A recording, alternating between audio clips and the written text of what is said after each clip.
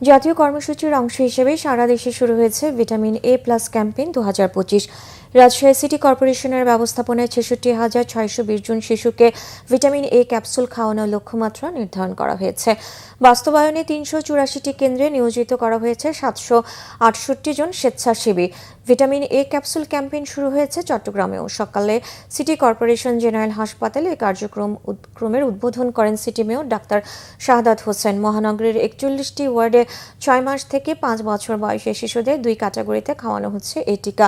একই ক্যাম্পেইন শুরু হয়েছে সিলেটেও। সিটি কর্পোরেশনের প্রধান নির্বাহী কর্মকর্তা মোহাম্মদ রিজাই রাফিন এই কর্মসূচির উদ্বোধন করেন। ৯,৩৯,৫৩৮ শিশুকে ভিটামিন এ ক্যাপসুল খাওয়ানোর লক্ষ্যমাত্রা নির্ধারণ করা হয়েছে ময়মনসিংহে। সকালে এই টিকা কার্যক্রমের উদ্বোধন করেন বিভাগীয় স্বাস্থ্য পরিচালক ডাক্তার প্রদীপ কুমার সাহা। এ প্লাস ক্যাপসুল খাওয়ানো শুরু হয়েছে নাটোরে সদর হাসপাতাল মিলনায়তনে। এর উদ্বোধন করেন অতিরিক্ত জেলা প্রশাসক আবুল হায়াত। এছাড়া গোপালগঞ্জ, মানিকগঞ্জ, খাগড়াছড়ি, ঝিনাইদহে এই কর্মসূচির উদ্বোধন করা হয়েছে।